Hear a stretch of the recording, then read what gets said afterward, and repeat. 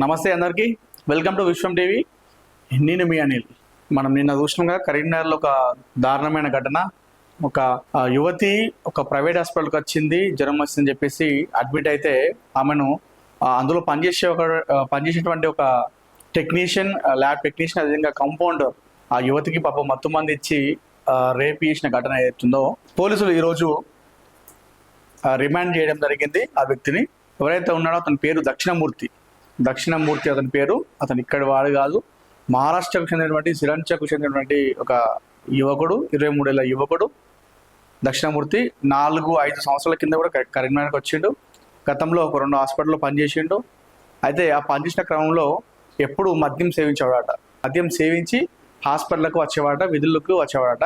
So అతని response ఏదైతుందో, అంటే తాగి రావడం అనేది ఏదైతుందో అది నచ్చగా మార్లు ఆ 2 సార్లు కూడా గెంటేయడం జరిగిందట ఆయా హాస్పిటల్ యాజమాన్యాలు.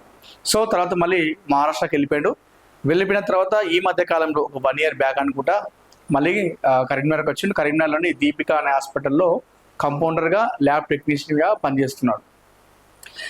అయితే ప్రధానమైన కారణం ఏంటంటే, ఏవైతే ఆ యువతిని మత్తు మంది ఇచ్చి రేప్ చేయడానికి గల కారణాలన్నీ ఏంటని చూస్తే, సో ఇతను మద్యానికి బానిస అవ్వడం, అదేవిధంగా ఇతను తన మొబైల్లో పోర్న్ వెబ్సైట్ చూస్తుండడం, అశ్లీల వీడియోలు చూస్తుండడం ఇతనికి అలవాటట.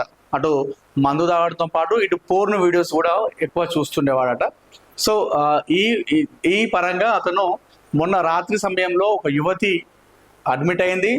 అడ్మిట్ అయిన తర్వాత తనను అత్యాచారానికి పాల్పడడానికి బలమైన కారణాలు అటు మద్యం తాగడం, అదేవిధంగా ఇటు పోర్న్ వీడియోస్ చూడడం. ఈ 2 కారణాల వల్ల ఆ రోజు రాత్రి ఈ అఘాయిత్యానికి అయితే పాల్పడినట్టయితే పోలీసులు అయితే తెలియడం జరిగింది. ఈరోజు మీడియా ముందు ప్రవేశపెట్టడం జరిగింది. దక్షిణమూర్తి అనే నిందితుడిని కరీంనగర్ సిపి గౌసలం ఈరోజు మీడియా ముందు ప్రొడ్యూస్ చేయడం జరిగింది. ఎస్ వితన్ 23 ఏళ్ళ యువకుడు దక్షిణమూర్తి అతని పేరు, ఆ నిందితుడు. సో ఈరోజు గౌసలం 3 టౌన్ పోలీస్ ఆధ్వర్యంలో ఇక్కడ ఒక ప్రెస్ మీట్ పెట్టడం జరిగింది. ఆ ప్రెస్ మీట్లో మీడియా ముందు హాజరుపరిచింది దక్షిణమూర్తి. చేసి ఆ చేతులు కట్టుకుని నిలుస్తున్నాడు, నాకు ఏం తెలియదు అన్నట్టుగా. సో ఇది ఇంకొకటి ఏంటంటే, అతను ఏదైతే అఘాయిత్యానికి పాల్పడ్డాడో ఆ టైంలో రాత్రి సమయంలో ఆ సీసీ కెమెరా ఉంటుంది కదా, ఆ సీసీ కెమెరాకు ఆ పరదా అనేది అడ్డు పెట్టిండట. అంటే ఆ సీసీ కెమెరాలో రికార్డు కాకుండా దాన్ని పరదాను ఆ కెమెరాకు అడ్డుగా పెట్టి ముందే మద్యం సేవించి ఆ పార్న్ వీడియోస్ అంటే చూసిన తర్వాత వచ్చినాక మనకి ఏమనిపించిందో ఆ టైంలో, పాపం ఆ జ్వరంతో అడ్మిట్ అయినటువంటి ఆ యువతిని అయితే అత్యాచారానికి పాల్పడ్డాడు. అంటే ఈ విషయం తర్వాత పోలీసులు ఏం చెప్పారంటే, సో మద్యానికి బానిస అయితే, మద్యానికి కావచ్చు, అదేవిధంగా ఇలాంటి పిచ్చి వెబ్సైట్లు చూసినట్టయితే ఇలాంటి ఘాతుకాలకు పాల్పడతారు, ఇలాంటి పనులు చేస్తూ. అంటే మన బాడీ మన కంట్రోల్లో ఉండదు, మన మైండ్ మన కంట్రోల్లో ఉండదు. అటు మద్యం సేవించినా, ఇట్లాంటి పిచ్చి వెబ్సైట్లు ఓపెన్ చేసినా అనేది పోలీసు అయితే చెప్పడం జరిగింది.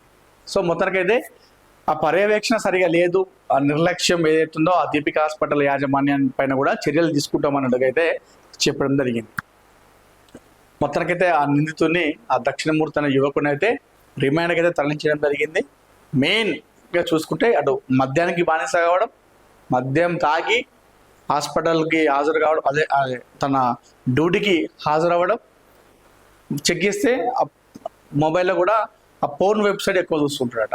సో ఆ కారణాల వల్లే ఈ అఘాత్యానికి పాల్పడ్డాడట్టుగా పోలీసు అయితే చెప్పడం జరిగింది.